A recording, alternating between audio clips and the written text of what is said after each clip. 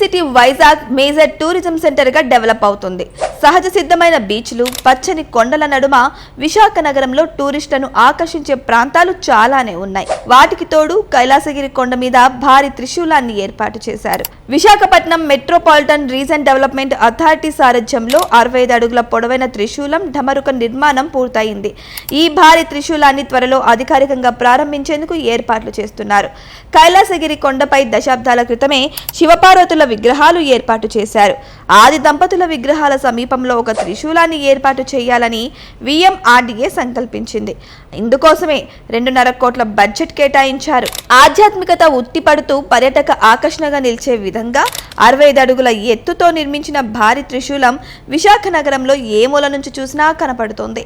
రాత్రి వేళలోనూ ఈ త్రిశూలం నగరం నలుమూలలా కనిపించడానికి 110 వాట్ల శక్తివంతమైన LED బల్బులను ఏర్పాటు చేశారు. మోడర్న్ టెక్నాలజీతో ట్రాన్స్లూసెంట్ ఫైబర్ రీఇన్ఫోర్స్డ్ ప్లాస్టిక్ తో నిర్మితమైన ఈ త్రిశూలం విశాఖ తీరంలో వచ్చే పెను తుఫాలను బలమైన గాలులను తట్టుకొని నిలబడుతుంది.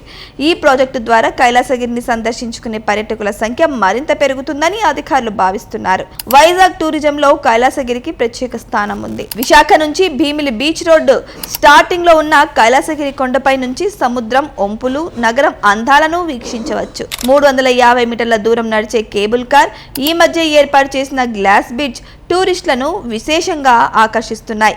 ఇప్పుడు ఈ భారీ త్రిశూలం కైలాసగిరికి మరో అట్రాక్షన్ గా మారుతుంది. నగరవాసులతో పాటు దూర ప్రాంతాల నుంచి వచ్చే ప్రయాణికులు కైలాసగిరి కొండపై ప్రకృతి రమణీయతను ఆస్వాదించవచ్చు.